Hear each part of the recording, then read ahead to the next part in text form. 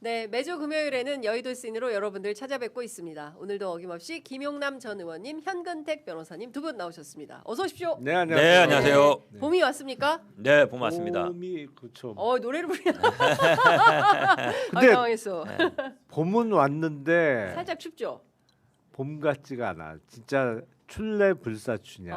이게 어. 전쟁이 끝나야 봄을 좀 그러니까, 느끼지. 예. 이 전쟁 끝나기 전까지는 예. 마음은 계속 추울 것 같아요. 김영남 의원이 예. 주식이 많아요. 아유 없어요. 조금 있어, 조금. 예, 정말. 코스피 빨리 확인해 전쟁 주세요. 때문에 코스피. 이 주가 많이 코스피가 떨어진 거 빠져가지고 아니야? 지금 봄이 안 온 거예요. 아. 지금 이게 막 이제 올라가야 이제 봄 예, 기운을 봄이 느끼는데 그래도 조금 살짝 어제는 회복한 것 같은데 오늘 코스피가 어떤지 모르겠습니다. 오늘은 좀 좀 떨어졌어요. 떨어졌죠. 많이 오늘 좀 네. 많이 떨어졌죠. 예, 빠질 때 많이 지금 떨어졌죠. 전쟁 중이라 빠질 때 많이 빠지고 음. 오를 때 조금 오르고 빠질 때 많이 빠지니까 약간 예. 이제 어쨌든 6천이 언제 되냐가 오기 전에 예. 물어보니까 전쟁 끝나야 된다 그러더라고요. 아, 전쟁 끝나면 네. 6천 갑니까? 시그널이 그럼요. 6천 선이에요. 6천 선 회복해야 되거든요. 예. 전고점까지는 아니지만 예. 그래도 6천까지는 회복이 아마 회복이 될 거다.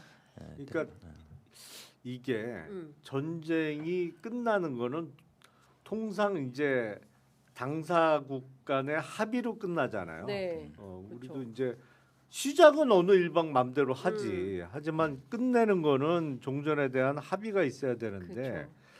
합의가 쉽게 안 될 것 같아요.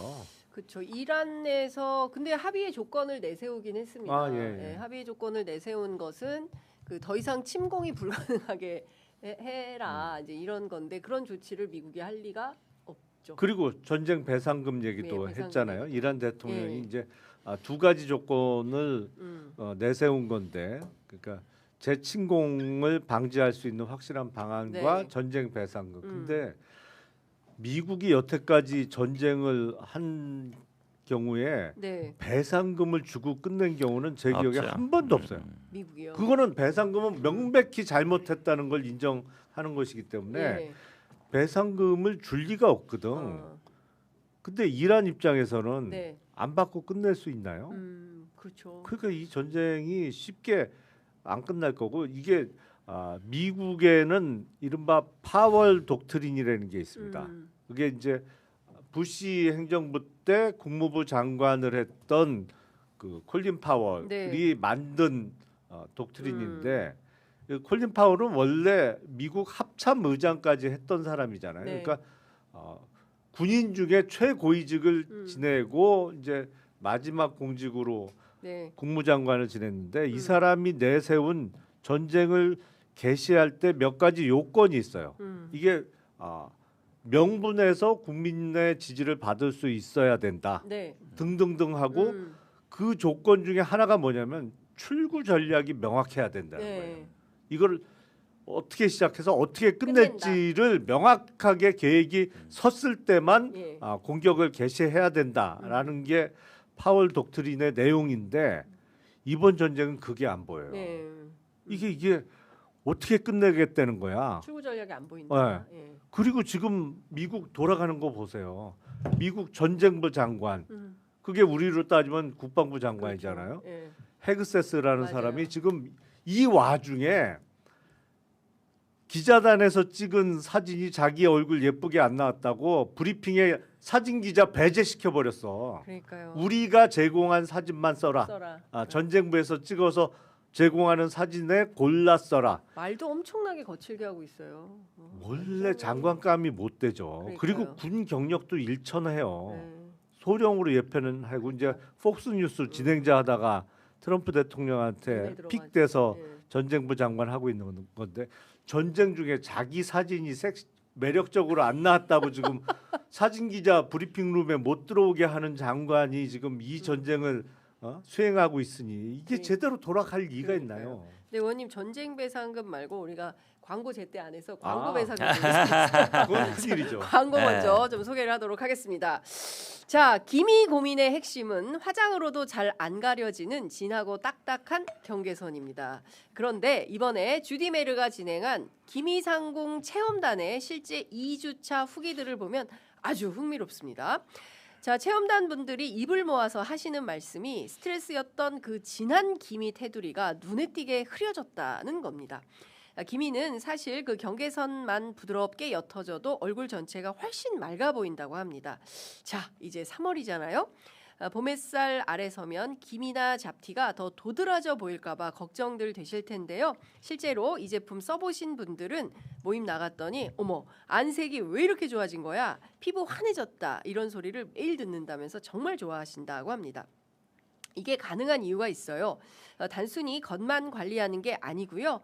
독자적인 펩타이드 기술과 비타민 C, 글루타티온이 피부 근본의 힘을 길러준 덕분이라고 합니다.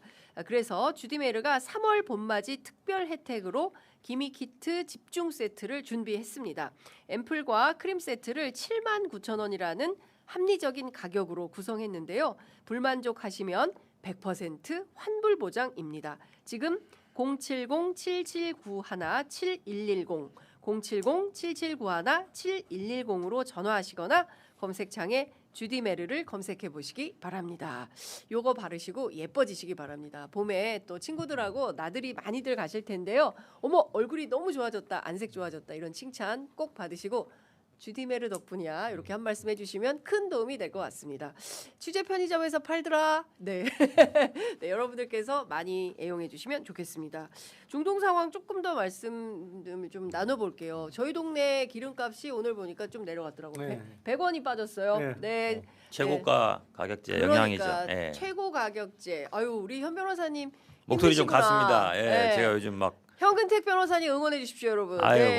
고맙습니다. 약간 평소에 안 하던 일을 하다 보니까 네. 아침 일찍 일어나고 뭐 네. 이러다 보니까 조금 네. 목이 갔어요. 그렇군요. 근데 저는 네. 트럼프 대통령은 전쟁 그냥 계속 지금도 끝났다 얘기하고 있잖아요. 네. 일방 선언으로 끝날 가능성이 많아요. 자기 혼자. 예. 그리고 전쟁- 이제 아마 이렇게 할까요? 네. 공중전은 이스라엘 니네가 하고 어. 지상전은 쿠르드족이 하니까 네. 우리는 그냥 정보 제공만 위성하고 이제 조기 항복 이런 거 띄워가지고 예. 야 어디에 누가 간다 빨리 쳐라 그러면 이스라엘 니네가 쳐라 그러고 예. 야 지상은 야 니네가 쳐라 그러고 예. 아니면은 이제 무기만 공급해주는 지금 직접 싸우고 있잖아요. 네. 그러니까 그런 방식으로 그런 치고 방식으로 그러니까 쉽게 얘기하면 우크라이나 전쟁 같은 방식으로 아. 우크라이나는 직접 끼진 않잖아요. 네, 무기 네. 제공만 하고 예. 정보 제공만 하고 빠지기. 예. 그렇게 갈 가능성이 많아 보여요. 왜냐하면 사실은 본인이 왜 그런지 모르겠지만 네. 아까 지금 배상금 얘기도 했는데 네. 줄 돈은 있어요. 음. 돈으로 안 줘도 네. 그 동결해놓은 자산이 있거든요. 음흠. 그게 한 60억 달러인가 된대요 카타르에. 그거 뭐 조금 풀어줄게. 그렇군요. 대신 돈은 가져는 거잖아요. 내 돈은 어. 아니지만 원래 일한 돈인데 예. 묶어놓은 돈이거든요. 그러니까. 우리나라도 있었잖아요. 예. 묶어놓은 돈 그걸로 가져가. 이거 배상금은 아니야. 니네 돈 원래 주는 거야. 그러고 받는 사람 입장에서는 예. 아니 뭐 전쟁 합의해 주니까 뭐 주나 보다 이럴 예. 거니까. 아 근데 네. 저는 다른 거 다 떠나서 그 오폭이었다는 거잖아요. 아, 이란의 학교에, 예, 예. 학생들 초등학교. 예, 무려 175명의 초등학교 어린아이들이 그렇게 미군의 오폭으로 인해서 사망하는 사건이 벌어졌는데 최소한 이 전쟁 범죄에 대해서 미국이 뭔가 책임지는 뭐 사과라도 하든지 뭐 네. 어떤 입장을 애들이잖아요. 예. 네. 아이들이 그렇게 그 지금 요새 애 낳기도 힘들고 다 전 세계가 지금 저출산 때문에 힘든데 저출생 문제가 심각한데 이 부분은 그냥 넘기기는 어렵지 않나? 그래서 예. 저는 쉽지 않아 보여요. 음. 왜냐하면 뭐 이란 정부 뭐 미국은 종전선언을 또 일방적으로 하더라도 네. 이란이 계속 호르무즈 해협을 봉쇄해 버리면 예. 이게 전쟁이 끝난 게 아니잖아요. 예. 거기다가 음. 만약에 정부 대 정부 간에 뭐 드라마틱하게 합의가 이루어지더라도 네.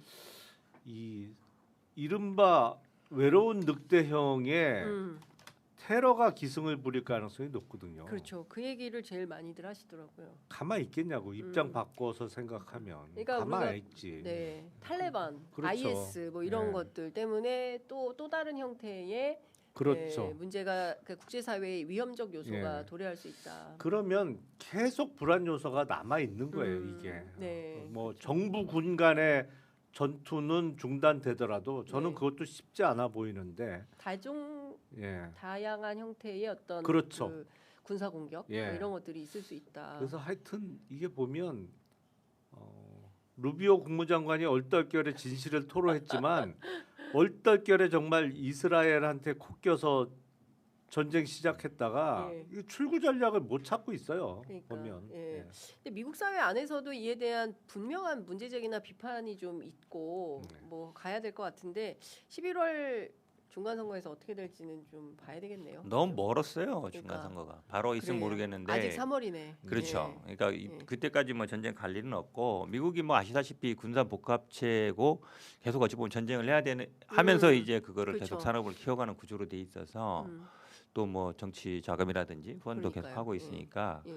이 미국에 참 그렇다고 또 이란이 잘하느냐 그것도 그쵸. 아닌 것 같고 이란도 지난번에 그 민주화 시위 나오고 했을 때 뭐 수만 명이 죽었다는 얘기가 맞습니다. 있잖아요. 참 예. 어려운 문제예요. 자, 이재명 대통령이 X에 글을 올렸습니다. 오늘부터 석유 최고 가격제 전면 시행합니다. 일부 업체가 어수선한 틈을 타서 폭리를 취하거나 부당 이득을 챙기는 일 없도록 국민 여러분의 감시와 참여가 필요합니다. 만약 제도를 어기는 주유소 등을 발견하시면 지체 없이 저에게 신고해 주십시오. 저에게. 대통령 신고센터 열었어요. 예, 저에게 바로 X로 신고해 달라라는 겁니다. 저희 동네는 일단 100원은 깎았습니다. 그런데 이란에서는 유가가 지금 100달러, 150달러 얘기하는데 200달러까지 갈 수가 있다라는 경고를 하고 있는데요. 이 유가가 올라가면 물가의 직격탄이. 아 그럼요. 일단 비료값도 오르잖아요. 그렇죠. 예. 그 비료 생산의 상당 부분의 그 원재료는 그 원유를 정제하는 과정에서 나오는 거니까 네. 거의 모든 물가가 다 오르는 거죠. 근데 이미 우리가 이제 국제 유가를 보통 3개 정도를 대표적인 지표로 얘기하잖아요. 네. 뭐 요새 많이 언급되는 서부 텍사스유, 그러니까 WTI 그리고 브렌트유. 네. 이거는 이제 북해 쪽에서 나는 거고 그리고 이제 중동 석유가 주로 거래되는 두바이유인데 네. 두바이유는 벌써 130불 넘었어요. 아이고. 왜냐하면 거기는 일단 물류가 원활치 않으니까 가격이 오를 수밖에 없는 거예요. 그리고 이 빨리빨리 생산한 원유를 수출하지 못하니까 네. 쿠웨이트를 비롯한 산유국들이 이미 감산에 들어갔잖아요. 네. 이게 전쟁이 지금 2주 됐는데 예. 일주일 지속될 때마다 뭐 10불, 20불씩 계속 오르는 구조가 될 수밖에 없거든요.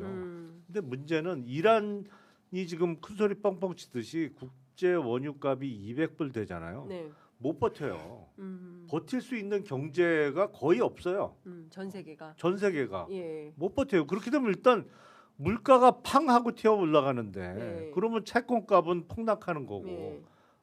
그래서 그거를 지금 호르무즈 해협 봉쇄를 통한 국제 유가를 최대의 공격 무기로 삼고 있는 거죠, 이란은. 그러니까요. 그러니까 결국에는 그 유가가 이 전쟁을 종식하는 최고의 결정체가 될 거다라는 전문가들의 분석은 있는 것 같아요. 그 관련해서 그런지 대통령도 말씀하셨지만 그 석유 최고 가격제를 시행하면서 민생 물가와 관련해서 정부가 모두 뭐 보니까 되게 많이 들어가 있더라고요.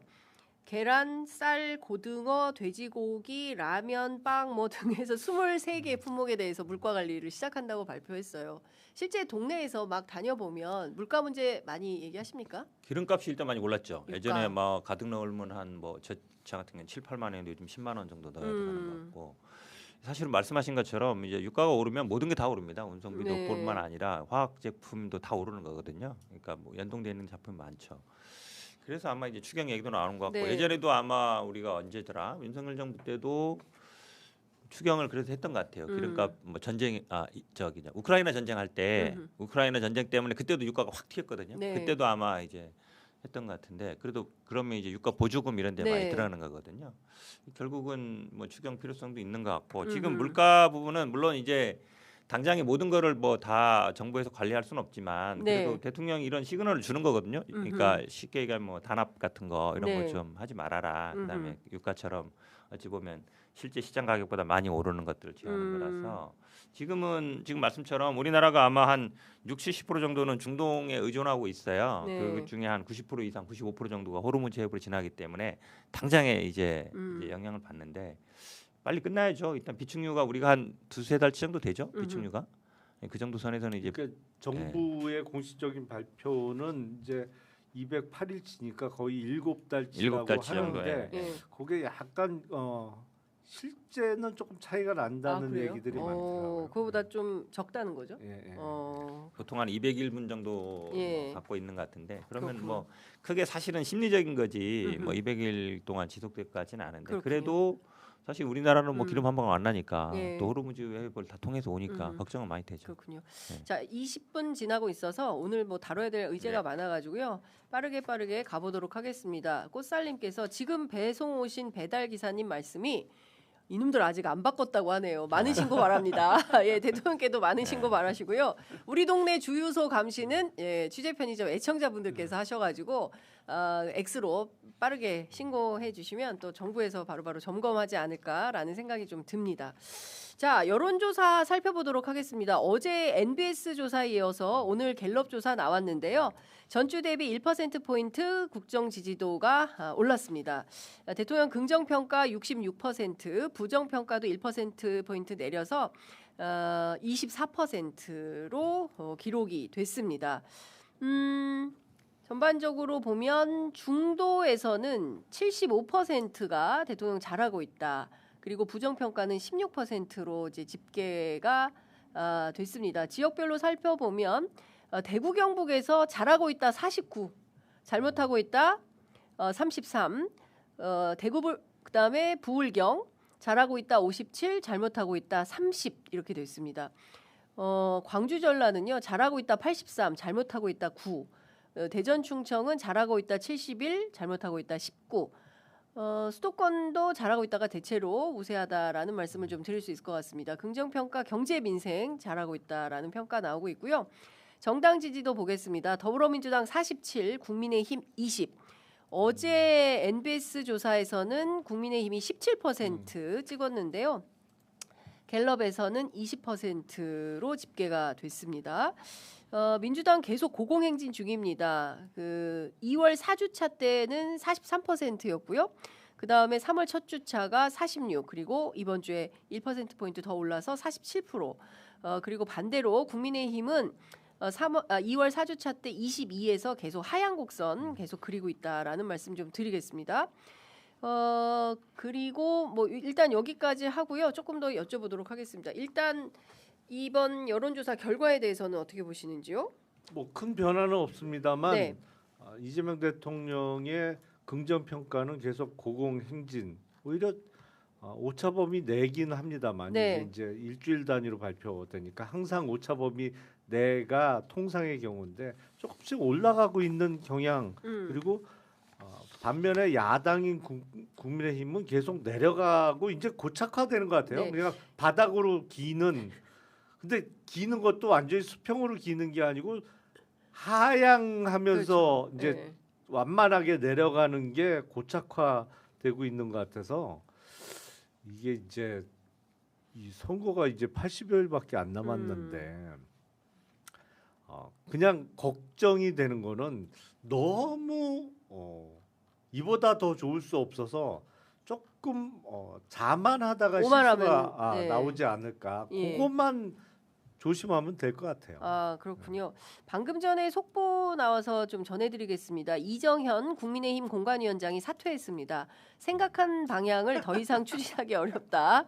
예, 문 활짝 열어놓고 기다리기로 했는데 이쯤에서 그냥 집에 가기로 선택을 하신 것 같아요. 자, 어떻게 보십니까? 현 예상 변호사님. 뭐 되던 거예요. 그 사태는 아마 돌더라고요. 아까 음. 앞에 방송했을 때 어떤 그쪽 분이 얘기하던데 네. 그렇게 할 거다라고 얘기하던데 일단은 뭐 여론조사는 말씀하신 것처럼 추세가 중요한데 지금 대통령 긍정 지지율은 어쨌든 지난주보다 지금 갤럽 기준으로는 1% 오른 거고 부정은 1% 떨어졌고 정당 지지율도 민주당이 1% 올랐고 국민의힘이 떨어졌다는 얘기 1%라도 그래도 어쨌든 추세가 약간 이제 우상향 우하향인 것 같고요. 사실은 이제 당과 대통령이야 뭐 대통령 워낙 이제 잘하고 있으니까 계속 어디서나 이제 평가를 받는데 당 지지율이 저는 이제 관심이 많은데 네. 그전에 막 당내 뭐 합당이 많이 분란이 많을 때는 이제 지지율이 이렇게 별로 안 좋았는데 네네. 지금 사실은 민주당은 그 약간 조용한 편이에요. 그래도 조용한 편이고 이게 빨리 이제 선거 국면으로 이제 넘어가고 있거든요. 네. 선거 국면으로 넘어가면 이제 선거 과정에서 말씀하신 것처럼 뭐 실수라든지 아니면 주요 후보라든지 그러니까 선거 국면을 빨리 넘어가면 돼요. 그래서 네. 지금 뭐 광역 후보들 정하고 뭐 의원들 정하고 이제 선거에서 근데 이제 선거 국면에서 당이 할 일은 메인 이슈를 자꾸 던져줘야 돼요. 공약이라든지 지금은 이제 예를 들어서 유가 이런 거 있으면 이거를 대통령이 하는 것도 좋지만 우리 당은 이렇게 한다 해서 하나씩 이제 던지면 그게 대통령의 뭐 실적도 되지만 당이 뭔가 이슈를 주도해 가야 돼요. 선거 국면에. 왜냐하면 대통령은 선거를 할 수 없잖아요. 네. 당이 선거를 하는 거거든요. 네. 그래서 정청래 대표가 대통령 지지율이 제일 중요하다 그랬는데. 그렇긴 하죠. 네. 그런데 그거를 이제 똑같은 얘기도 예. 선거 국면에서는 당에서 나와줘야 당이 돼. 좀 주도를 해야 된다. 당이 주도해야 정책 돼. 의제를. 정책 예. 의제를. 그래서 예. 저는 뭐 이런 유가 이런 것도 있지만 그럼 다른 걸로라도 아니면 뭐 추경 이슈도 뭔가 당이 선거 국면에서 사람들한테 회자될 만한 이슈들을 자꾸 꺼내줘서 전해줘야 또 그러면 그 사실은 뭐 당이 가면은 그 다음에 광역 후보, 기초 후보 이렇게 쭉쭉 가는 거거든요. 네네. 그래서 당이 빨리 선거 시스템으로 바꾸고 이 이슈를 네. 조금 주도하는 구조로 갔으면 하는 바람이 있습니다. 예, 이것 좀 여쭤볼게요. 어제 그 NBS 여론조사에서는 TK 지역에서 더불어민주당 지지율이 29%, 네. 그다음에 국민의힘이 25%. 네. 25. 물론 네. 이제 그 오차범위 아니지만 민주당이 뒤집어 엎어버리는 그런. 그러니까 전주에는 28% 동률이었는데 지지난주에는 이번에는 이제 그렇게 된 건데요. 오늘 발표한 갤럽 조사를 보면 대구 경북 지역에서 더불어민주당 21, 국민의힘 44 이렇게 집계가 됐거든요. 하루 차인데 왜 이렇게 큰 폭의 그 조사가 나오는 걸까요? 이거는 어떻게 해석 또는 분석을 해야 될까요? 글쎄 이게 여론조사 기관별로 조사 방법이 좀 달라서 그럴 수도 있고 사실은 이게 보통 1000샘플짜리잖아요. 그렇습니다. 그래서 그 지역별로 배분을 하다 보면 TK 지역이라고 합니다만 이게 100명이 안 돼요. 실제 그 지역별로 응답자의 총합은 뭐 대략 10분의 1 수준이니까. 그렇습니다. 96명 샘플입니다. 그러니까 예. 이게 워낙 96명의 응답자가 지지율의 그 수치화를 나타내다 보니까 예. 이게 워낙 그 지역적으로 이렇게 쪼개다 보면 샘플 수가 작아서 그렇죠. 100샘플이 안 되는 와중에 몇 명만 뭐 그건 이제 랜덤 샘플링해서 돌리는 거니까 전화를 네. 몇 명만 국힘 지지로 응답하면 지지율이 팍 올라가는 그럴 수 이런 있겠네요. 좀 한계가 있어서 에헤. 만약에 TK 지역만 해서 네네. 지역적으로 이제 전국 단위 조사를 하지 말고 예. TK 지역만 한정해서 뭐 1000샘플이든 2000샘플 하면 네. 그게 훨씬 더 정확하게 나오겠죠. 저희가 아무래도 적확한 민심 확인을 위해서 카메라를 메고 현장에 가서 시민들을 좀 만나봐야 되겠다. 사실은 그게 최고예요. 그게 최고인 것 같습니다. 가서 면접 조사를 저희가 한번 직접 해보도록 하겠습니다. 요새 근데 또 본의 아니게 그런 거 열심히 하는 네. 분이 있잖아요. 누구죠? 김재원 전 최고가 아. 선거운동 다니면서 네. 이게 라이브 켜놓고 맞아. 다니니까 예. 이게 여과 없이 이렇게 네, 전달이 다 되잖아요. 전달이 되더라고요. 예. 그런 면이 있는 것 같아요. 아마 이제 대구에 있는 분들이 그렇다고 뭐 민주당을 확 지지하기도 그렇고 네. 그렇다고 또 국민의힘은 아닌 것 같고 그 사이에서 왔다 갔다 하시는 것 같아요. 약간 네. 그 유보층이냐 아니면 민주당 지지층이냐 여기서 왔다 갔다 하는데 네. 뭐 선거 때 가면 그렇다고 또 민주당을 찍을 거냐만 그건 또 다른 문제거든요. 그렇죠. 지지하는 거랑 네. 또 다른 문제라서 그 사이. 그러니까 어쨌든 대구에 있는 분들이 이재명 대통령에 대한 평가는 어쨌든 뭐 좋은데. 긍정적인 평가 많은데 이거를 이제 민주당까지 지지해야 되느냐. 여기서 이제 약간 네. 갈등 고민하는 게 그렇군요. 보이는 것 같아요. 그러니까 예. 여론조사 뭐 방식에 따라서 다를 수는 있는데 네. 그래도 우리가 뭐 여론조사를 그래도 신뢰하는 게 예. 샘플의 뭐 수도 문제도 있지만 약간 그래서 대구가 지금 고민 중이다. 이재명 대통령에는 좋게 평가하는데 네. 그렇다고 민주당 지지해야 되냐 말아야 되냐 요 사이에서 고민하는 것 같아요. 네. 자, 그 여론조사 얘기 요 정도 하고요. 그 국민의힘 얘기를 좀 해볼 텐데 오세훈 서울시장이 지금 후보 등록은 하지 않으면서 선거에는 참여한다. 근데 뭐 시민으로 참여할 거냐, 후보로 참여할 거냐, 뭘로 참여할 거냐, 뭐 없지 않냐, 뭐 당연히 어떤 후보죠. 예, 그래서 이제 후보죠. 그걸 둘러싸고 여러 가지 이제 감론을박 해석이 있는데 어떻게 보세요? 지금 앞서 말씀드린 대로 이정현 공관위원장이 사퇴를 했다고 하면 네. 이 형국은 어떻게 흘러가는 걸로 해석을 해야 됩니까? 오세훈 시장이 압박의 강도가 계속 세지고 있습니다. 아니 그런데 네. 저는 어제 저녁 6시 무렵에 이제 서울에 있는 그 플라자 호텔에서 기자들한테 응답하는 내용을 라이브로 들었는데 네. 오세훈 시장이 압박의 강도를 더 높여가려면 선거에 참여한다고 했잖아요. 근데 그 앞뒤를 연결해서 들으면 누가 봐도 국민의힘으로 출마한다는 얘기로밖에 해석이 안 돼요. 되죠. 왜냐하면 무소속 출마는 안 한다. 그렇죠. 무소속은 아니라 그랬어요. 했으니까. 그리고 뭐 그래서 후보로 참여하는 게 아니고 그냥 투표에 참여한다는 얘기냐 뭐 이런 얘기도 나오는데 그런 취지는 전혀 아닌 것 같고 예. 오히려 출마 여부에 대한 모호성을 끝까지 더 갖고 갔어야 음흠. 압박의 강도가 심해지는 거지. 네. 아니 누가 봐도 그러니까 어제는 오늘은 못한다. 등록 못한다예요. 못한다. 예, 예. 그러면 내일은 내일 하나? 모레는 내일 모레는 한다는 얘기네. 예. 자기 패를 다 보여줬단 말이에요. 오세훈 이미. 시장이. 예, 오세훈 예, 시장이. 예. 그래서 저는 왜 저러나 어. 오히려 사실은 처음부터 이거는 보이는 게임이었어요. 그러니까 이른바 장동혁 지도부에서 내세운 이정현 공관위원장과 오세훈 시장 측은 누가 봐도 정치적인 파워라는 면에서 게임이 안 돼. 네. 근데 이정현 공관위원장이 제가 보면 당 대표까지 지낸 분이지만 네. 정말 정무 감각은 제로에 가까워요. 자기가 공관위원장 됐다고 칼자루를 줬다고 생각을 한 거지. 예. 그리고 누가 봐도 오세훈 내가 목을 칠 거야. 예. 이렇게 떠들고 다녔잖아요. 그렇죠. 그렇게 해석될 수밖에 없는 예. 얘기를 계속 했잖아요. 근데 야전 사령관처럼 무슨 계엄 생각나는 옷 입고. 게임이 안 되는데 누가 봐도 저게 싸움도 안 되는데 예. 오히려 이쪽에서 목을 친다고? 그러다 자기 목이 날아간 거지. 예. 그러니까 그러다 이제 박근혜 탄핵까지 간 거예요. 그때 당 대표 했으니까. 네. 그런데 오세훈 시장도 어제는 좀 실수를 한 것 같고 오히려 저한테 물어봤으면 네. 끝까지 출마할지를 언급하지 마. 언급하지 마라. 모호성을 유지하면서 그러면 지도부에서 예. 뭐 우리 플랜 B도 있다 뭐 예, 이런 얘기 하고 했죠. 있잖아요. 예. 뭐 최근에는 예. 이낙연 전 예, 총리 총리 얘기까지 나올 어제인가 정도니까. 뭐 장성철 예. 소장이 그 얘기를 하던데. 이낙연. 예. 그래? 특부상. 그러면 오세훈 시장은 그렇게 대응하는 거지. 뭐 딴 사람 내세우겠다 그러면 해봐라. 예. 근데 만약에 그렇게 되면 대구시장 선거 질 것 같다. 충분히 개연성도 있거든. 그렇죠. 예. 그러니까 대구시장 선거를 레버리지로 삼아서 끝까지 자기 주도의 싸움으로 몰고 갔어야 되는데 예. 너무 쉽게 출마한다는 얘기를 어제 해버렸어요. 뒷심이 너무 약하다. 네. 예. 너무 출마하고 싶은 거죠. 아니 그러니까 너무 좀 하고 싶어. 약속대로는 끝났어. 왜냐면 예를 예. 들어서 세게 뭐 얘기했으면 모르겠는데 지금 예.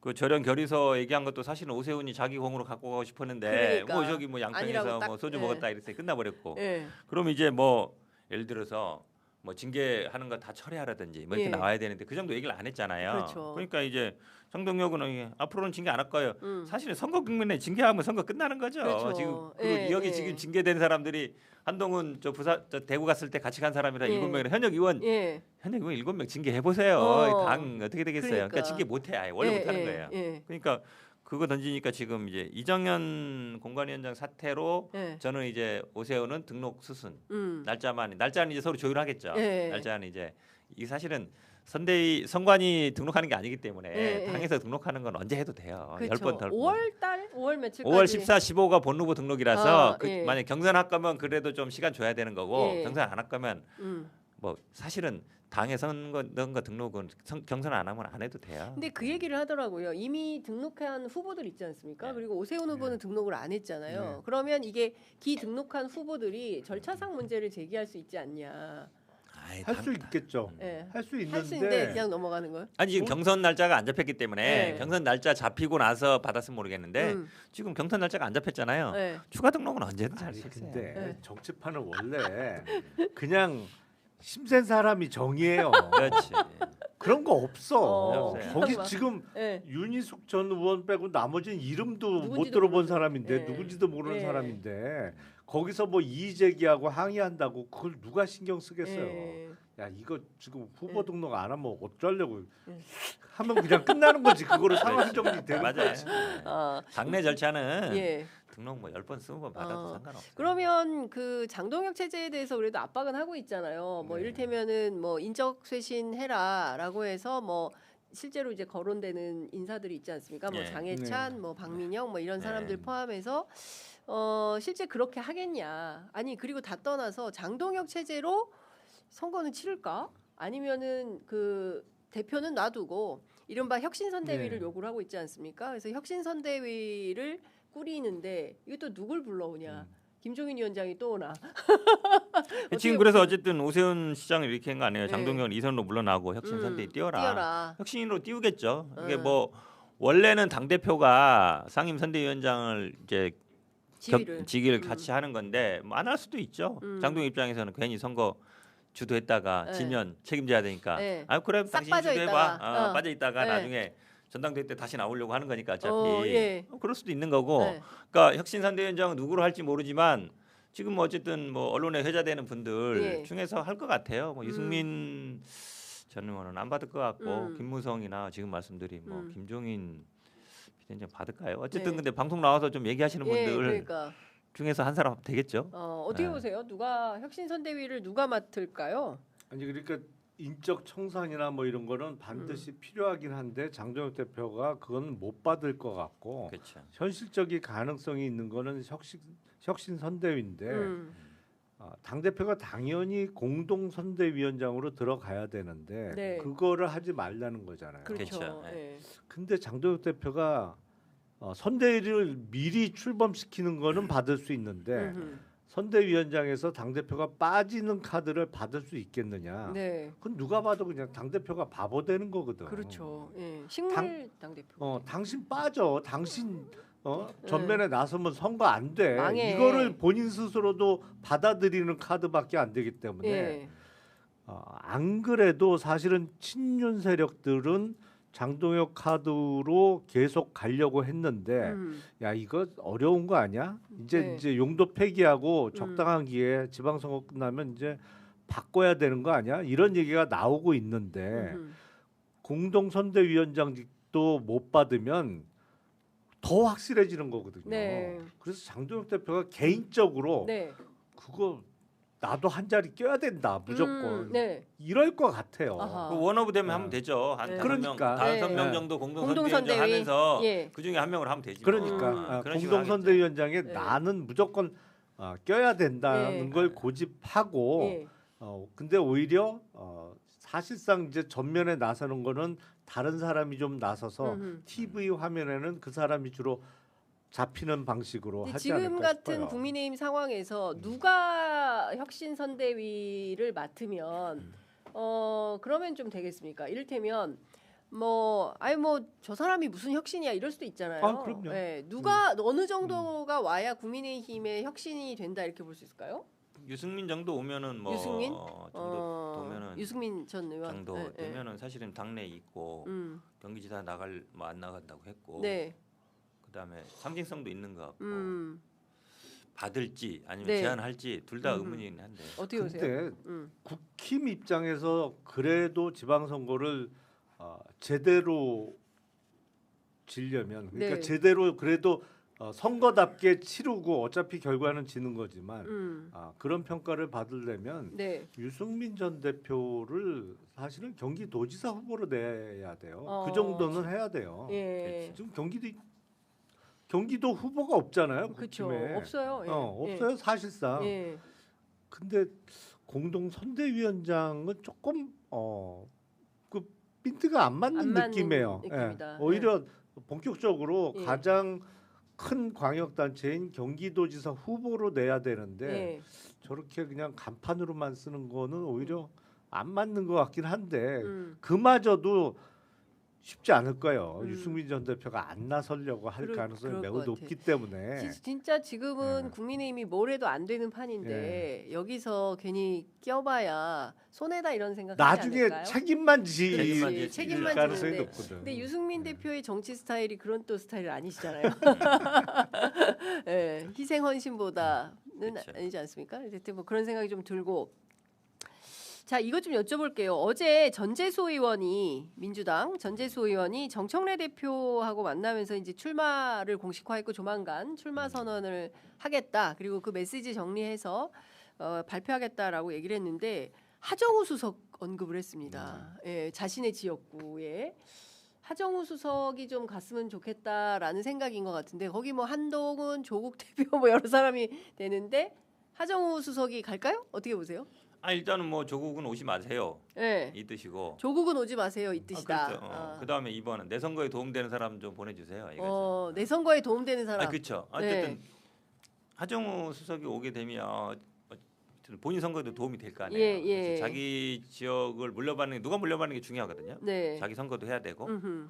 근데 지금 언론에서는 하도 더 지금 조국 한동훈 얘기만 하니까 아, 혹시 오면 어떡하나? 진짜 오면 어떡하지? 걱정하시는 거예요. 제발 좀 오지 마시라 이러고 네, 하는 거죠. 예. 그러니까 하정우 수석이 할지 안 할지 모르겠어요. 이분이 아마 전에 또 예전이 부산시장 얘기도 있었거든요. 하정우 수석이요? 있었잖아. 그 초반에 예. 그렇죠. 그냥 설로만 있었던 거예요. 그러니까 이게 뭐 원래 이분이 또 뭐 정치하던 분이 아니라서 약간 이제 제가 보기에는 진짜로 이 사람이 꼭 온다기보다는 이제 조국 장관 얘기 너무 물망에 오르니까 좀 이제 물타기? 물타기. 물타기 용으로 섞었다. 지난번에 저희가 정치 얘기는 전혀 하정우 수석 인터뷰 때 묻지는 않았는데 전재수 의원은 이렇게 얘기를 했습니다. 본인이 하수석을 북갑 후보로 차출하려고 공을 많이 들였는데 잘 안 됐다. 지금 논의가 멈춰 있는 상황이고 논의를 시작해야 할 타이밍이다. 기다려주면 논의가 진행되지 않을까라는 건데 내심 내 안에 하정우 있다 이거 같아요? 그렇죠. 근데 저도 같은 해석을 했어요. 진짜 중요한 목적은 조국 오지 말아요. 전재수의 북구갑에, 진정한 진심은 여기 조국 안 돼. 쳐다보지도 마라. 안 된다. 예. 라는 거고 예. 한동훈 전 대표는 본인 스스로도 북구갑은 절대 출마 안 할 거예요. 부산에 출마하게 되면 해운대 갑으로 하겠지. 거기 이제 주진우 의원이 본 후보가 되면 해운대 갑으로 가죠. 당연히. 그러니까 유권자 구성이 그런 데만 당선 가능성이 있어요. 한동훈 전 대표는. 그러니까 서울로 따지면 뭐 강남 병, 부산의 해운대 갑, 뭐 이런 데 아니면 당선 가능성이 거의 없기 때문에 북구갑은 절대 출마할 리가 없다고 생각이 되고 지금 최근에 돌아가는 거 보면 유일한 TK 지역 외에 출마 선언자인 주진우 의원이 국힘의 본 후보가 될 가능성이 꽤 있어 보여요. 그렇게 되면 거기 보궐 생기잖아요. 그래서 그런 지역이 어떻게 되냐면 국힘이 얼마든지 형편없는 후보를 내세우고 또 민주당이 아무리 훌륭한 후보를 내세워도 국힘이 대략 65% 이상 득표가 나오는 지역이에요. 강남 병이 그렇거든요. 그렇군요. 그러니까 국힘 초강세 지역이야.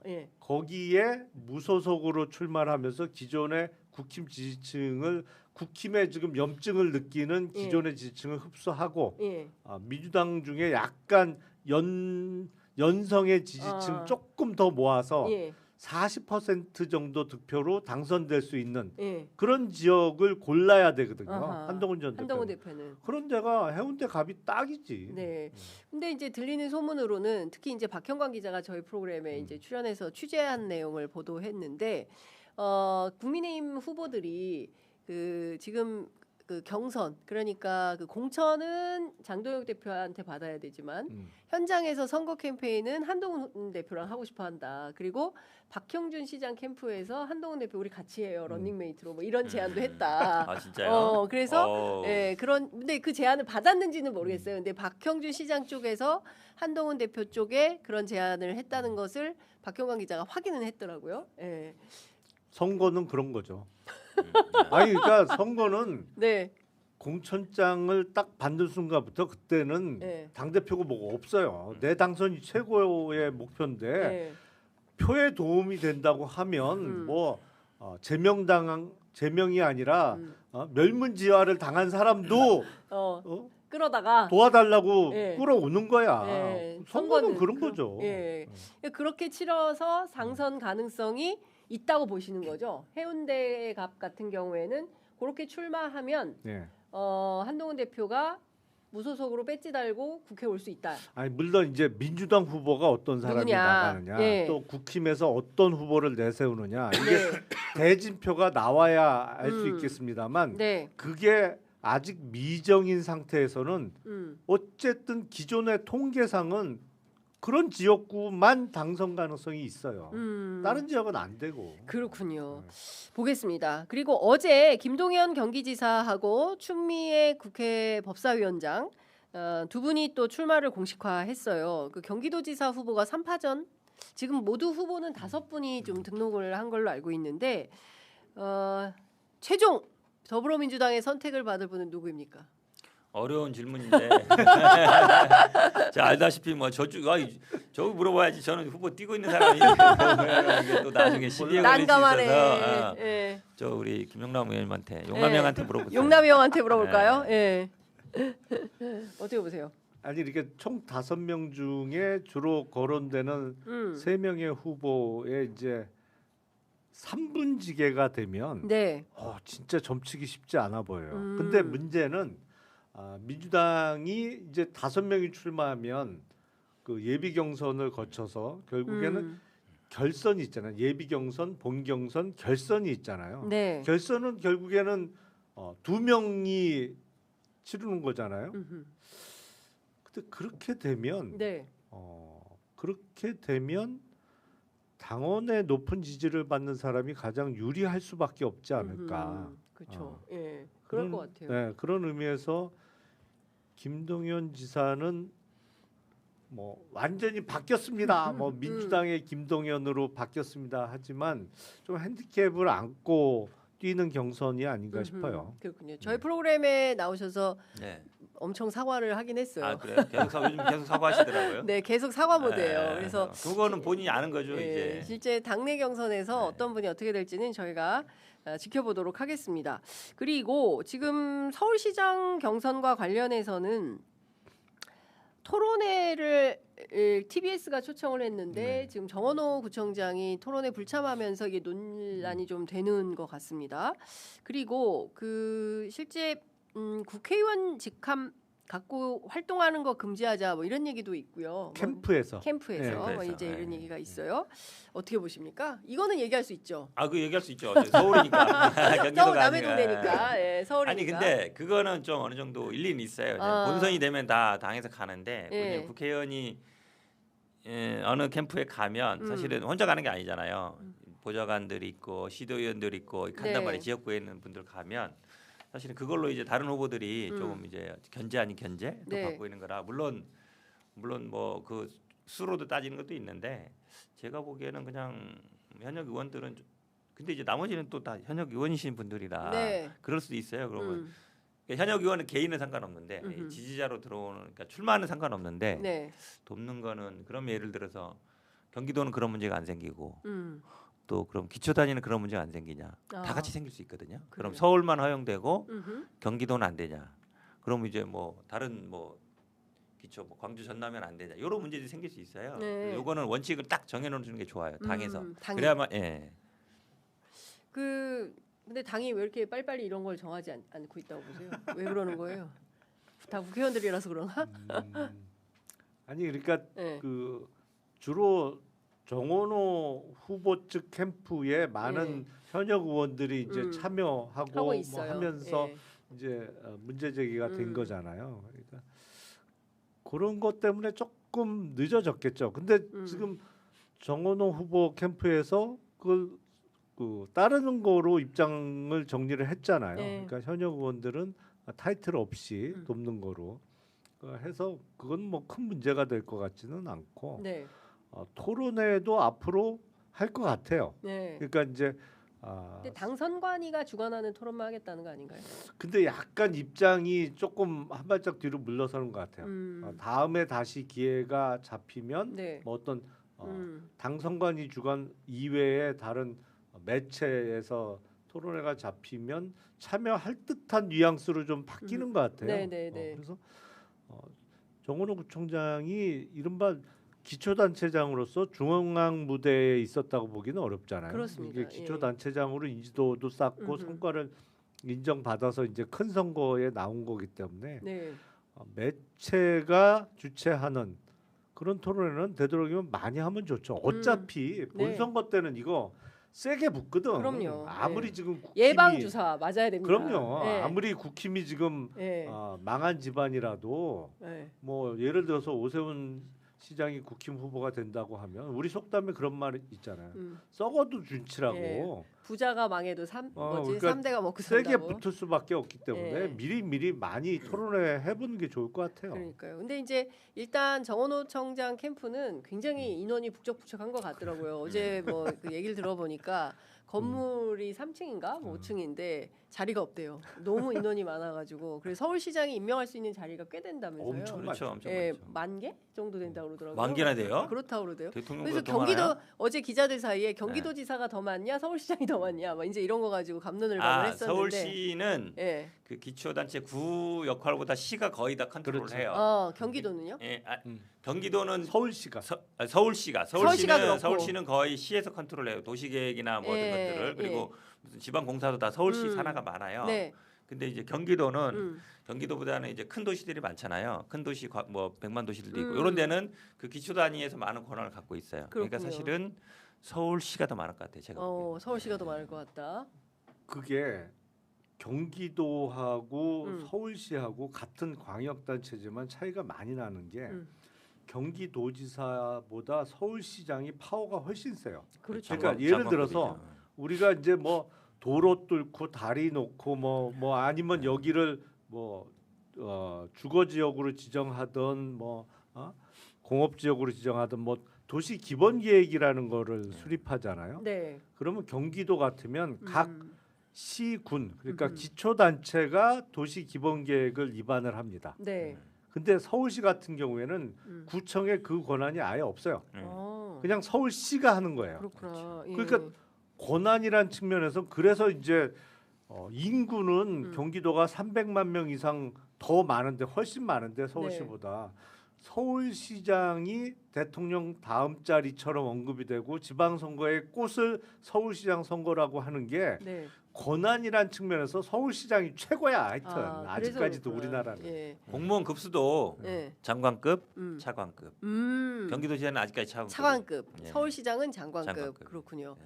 제가 그 뉴타운 막 쟁점이 있었을 때 서울시 출입하고 그 이후로 서울시 가본 적이 없어가지고 그렇게 많은 자리가 있는지 몰랐습니다. 자, 52분 지나고 있어서 요 얘기는 또 피해갈 수가 없어서 이거 좀 여쭤봐야 될 것 같습니다. 공소 취소와 예. 좀 여쭤봐야 될 것 같아요. 논란이 계속 일파만파 커지고 있고 민주당에서 그 장인수 기자에 대해서 고발을 했습니다. 그러니까 장인수 기자가 얘기를 해야죠. 정부 고위 관계자가 누군지. 어쨌든 뭐 밝혀라. 취재원은 정부 고위 관계자한테 직접 들은 건 아니까네요. 예. 정부 고위 관계자가 취재원은 아니란 말이에요. 예. 그러면 어쨌든 취재원은 보호해요. 예. 근데 어쨌든 정부 고위 관계자는 있을 거 아니에요. 네. 그 고위 검사들한테 말했다는. 저는 이 말이 내 말이 곧 대통령의 뜻이다. 나는 대통령이 시키는 대로만 한다. 이 말 한다고 이거를 믿는 사람들이 있어요. 약간 그 조폭 같아. 아니 원래 이런 얘기 많이 돌아요. 내 말이 대통령의 뜻이라는 말은 뭐 여의도나 뭐 네. 많이 도는데 이런 얘기 하는 사람 치고 네. 진짜인 사람 잘 없거든요. 대체로 그러면은 사자가 많죠. 네. 네. 그 다음에 뭐 검사들이 그럼 정식으로 지휘하라 이랬다 그랬으면 그 지휘하는 사람은 아니 검사를 지휘할 수 있는 사람은 정부 고위 관계자는 법무부 장관밖에 없잖아요. 그런데 정성 장관이 나 아니다 이랬단 말이에요. 그러면 장인수 기자가 취재원 밝히라는 게 아니고 정부 고위 관계자가 누군지는 얘기해야 되잖아요. 기본적으로 언론의 기본 네. 역할 아니에요. 예. 근데 그 그걸 이제 못하겠다 취재원하고의 그러면. 약속 때문에 못 하겠다는 거거든요. 아니 취재원을 밝히라는 게 아니잖아요. 안 밝히. 그 아니, 장관. 그러니까 취재원하고 약속해서 그 네. 사람이 누군지는 안 밝히기로 해서 못 밝힌다. 아이 그러면은 그럼 아예 그럼 얘기를 하지 말았어야죠. 하지 그 자신이 말았어야 없으면. 됐다. 예. 예. 취재원 밝히라는 게 아니잖아요. 예. 정부 고위 관계자. 예. 아니면 최소한 이야기 비슷하게 뭐 예. 법 쪽에. 그러니까 정성호는 그럼 아니다라고 얘기해줘야죠. 그럼 정성호 정성호 아니면 장관이 어쨌든 검사들 지휘할 수 있는 사람이 장관이기 때문에 네. 법무부 장관이 나 아니다 그랬으면은 네. 최소한 맞다. 정성 장관 아니다. 정도라도 얘기해줘야 그 다음에 진척이 되잖아요. 네. 뭐 아니 언론도 어쨌든 팩트 체크 의무가 있으니까 그렇습니다. 진척이 안 되잖아요 전혀. 예. 그런 문제가 있다. 예. 무책임한 거죠 제가 보기엔. 의원님 어떻게 보세요? 일단 장인수 전 기자의 전달 내용이 대통령 최측근인 고위 관계자가 다수의 고위 검사들에게 그런 얘기를 했다는 거잖아요. 그러면 이게 고위 관계자가 한 사람한테 이런 얘기를 했다. 그러면 그 정확한 내용을 밝히면 취재원이 특정이 되잖아. 네. 근데 이 경우엔 그런 경우가 아니란 말이에요. 다수의 고위 검사들한테 그런 얘기를 했다니까 내용을 구체화시키더라도 취재원이 안 드러나요. 그러니까 정부 고위 관료 뭐 누가 봐도 그건 정성호 법무부 장관일 그러니까. 수밖에 없는 건데 네. 그러면 정성호 장관이 검사들 뭐 몇 명한테 뭐 메시지를 보냈다고 하니 뭐 텔레그램을 보낸 거야, 문자를 보낸 거야. 구체적인 내용을 얘기를 해야죠. 네. 그걸 못하면 이미 고발은 들어갔어요. 그러니까 네. 정통만법인데 내용은 허위 사실을 이야기해서 명예를 훼손했다는 내용이니까 네. 이건 피해자가 이제 누구예요 그러면? 응? 피해자가 누구예요? 대통령이에요? 고위 관료죠. 고위 관료예요? 관료. 네. 그러니까 이거는 본인의 형사 책임을 면하기 위해서라도 내용의 구체성을 얘기해야 돼요. 그리고 한 걸음 더 나아가서 메시지를 보냈다면 그 메시지를 본인이 직접 봤냐? 장 기자가 봤냐? 텔레그램이나 문자를 본 적이 있느냐? 아니다. 뭐 그냥 전원만 들었다고 하면 제가 보기엔 이게 피해가기 쉽지 않을 거려. 네. 네.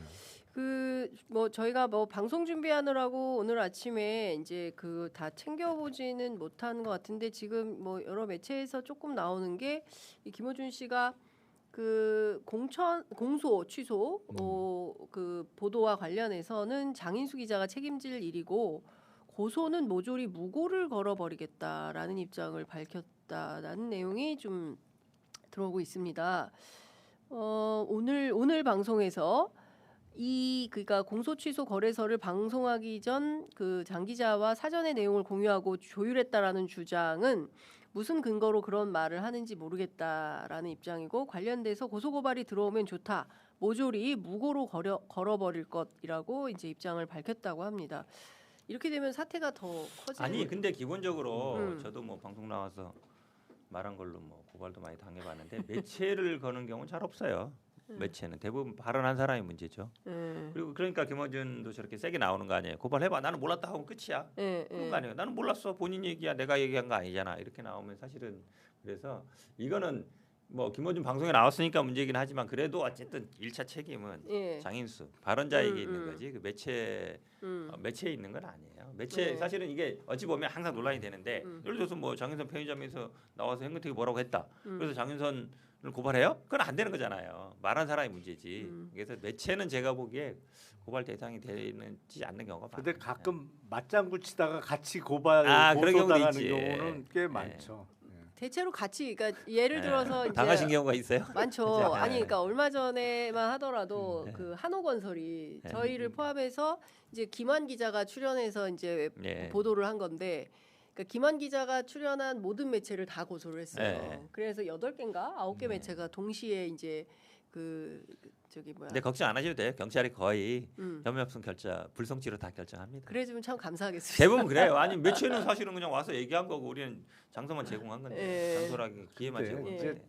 그 점점 강대강 대결로 가는 듯한 느낌인데 그거는 바람직스러워 보이지는 않아요. 어쨌든 다른 사람도 아니고 대통령이 언급되는 어떤 그런 얘기를 하려면 사실 확인을 보다 철저하게 했어야 되는 거고 문제가 불거지고 나면 2보 3보를 해야죠. 그 고위 관계자 누구다. 그 그렇죠. 누가 몇 사람한테 누구 뭐 이게 다수의 사람이라고 했으니까 그 내용을 구체화시켜서 2보 3보를 내놔야지. 그거는 꿀먹은 벙어리처럼 한마디도 못하면서 더군다나 뭐 그 법적 대응을 지금 언급하는 거는 이게 뭐지? 이게 똑같아요. 이게 전쟁은 터졌는데 웬만하면 휴전하고 끝내야지. 뭐 보다 센 그 화력을 퍼붓겠다 이렇게 나오면 이게 끝이 나나요. 네. 이게 그 우리 뭐 여기도 물론 유튜브지만 유튜브가 언론의 역할을 사실상 하고 있어요. 그러니까, 하고 있는데 그 책임.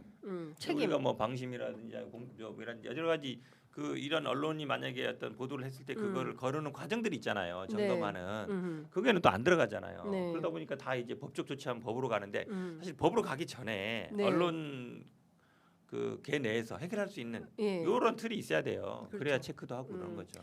근데 사실은 이제 과거에 저희가 이제 제가 이제 오마이뉴스라는 회사에 다닐 때 이제 그때 20년 전에는 인터넷 언론이 또 언론이 아니라 그랬어요. 그렇죠. 그렇지만 그 사실관계의 확인의 엄격함은 뭐 기성 레거시 미디어나 똑같이 저희들이 그렇게 했습니다. 이게 취재 보도에 있어서 원칙을 흐트러뜨린 적은 없어요. 그리고 이제 고소고발 당연히 그때도 네. 있었고 그에 상응하는 조치들을 다 했었던 거고 유튜브라 그래서 그러면 대충 얘기해도 되느냐? 그렇지 않다는 거예요. 그래서 이제 저는 이제 보도하는 기자의 입장에서 당연히 윤리와 그렇죠. 책임에 따른 의무를 져야 되는 것이다라는 생각을 하고 그리고 또 다른 측면에서는 뭐 물론 이제 그 김어준 씨는 뭐 접속자가 너무 많은 매체에 나와서 출연해서 발언한 것에 대해서는 장인수 본인이 책임질 일이고 여기 접속자가 많은 거가 잘못이냐 이런 매체를 선택한 건데 그 자체는 사과할 일이 아니다 이제 이런 입장을 밝히는 거고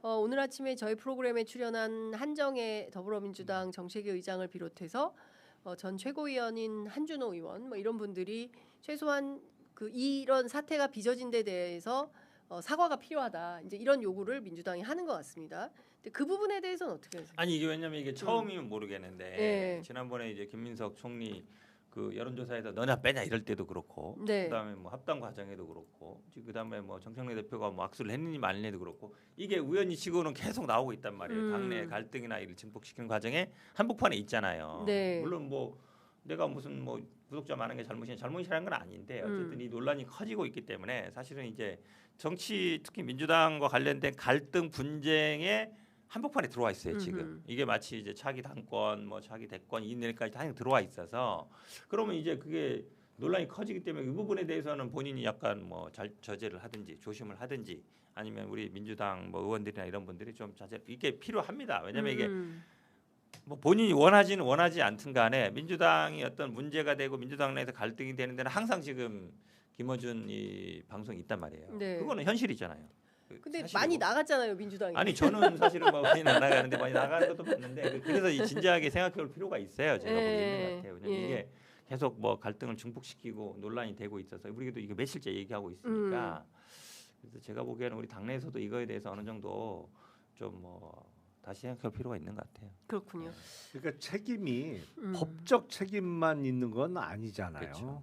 책임이라는 것은 도의적 책임도 있는 것이고 정치적 책임도 있는 것이고 포괄적인 상황에 대한 책임도 있는 겁니다. 이제 꼭 법적 책임이 있다는 얘기를 하는 게 아니고 네. 그렇다면 도의적이든 뭐 포괄적이든 책임이 있는 것이고 그에 따른 적절한 사과를 하는 게 맞겠죠. 네. 대체로 이제 조금 이 사태가 벌어진 데 대해서 사과하는 게 좋겠다라는 거고 김어준 씨는 무고로 걸겠다라는 태도인 것 같습니다. 그래서 이 상황이 어떻게 흘러갈지는 저희는 좀 지켜보도록 하겠습니다. 아이고 쉽지 않네요. 쉽지 않고 근데 그 무엇보다 제가 늘 강조드리지만 우리가 아직 해야 될 일이 많거든요. 예, 해야 될 일이 특히 이제 개혁 과제들 뭐 언론 개혁은 하나 진도도 못 나갔어요. 그래서 이런 등등에 대해서 조금 좀 또 정부가 대통령께 제가 어제 이제 취재해 보니까 그 얘기가 들리더라고요. 대통령께서 시간이 별로 없다는 말씀을 평소에 많이 하신답니다. 그러니까 그 총선 때가 되면 개혁할 수 있겠냐. 그렇죠. 현실적으로 사실상 어렵죠. 나한테 남은 시간은 토탈리 3년이다.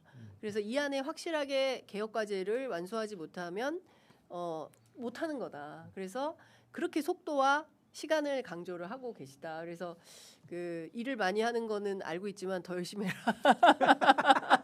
그래서 자기네들은 더 열심히 하기로 했다. 이제 이런 당국자들의 얘기를 하는데요. 여하튼 우리가 그 비상계엄이 터지고 내란을 극복하는 과정에서 탄생한 국민주권 정부고 이 정부가 할 수 있는 만큼 최대한 개혁을 해야 그래야 또 다음에 개혁이 이어질 수 있고 그렇지 않겠습니까? 근데 그런 차원에서 우리가 좀 크게 보고 언론도 또 정부도 정치인들도 역할을 해야 되지 않을까라는 생각이 좀 들어서 이 말씀 여쭤봤습니다. 여기까지 할까요? 네.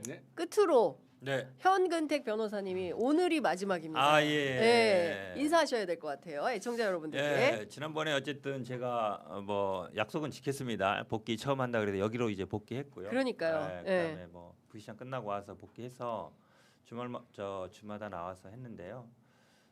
저도 뭐 정치인이라서 아직 이제 벽보를 못 걸어봐서 거는 게 1차 목표고.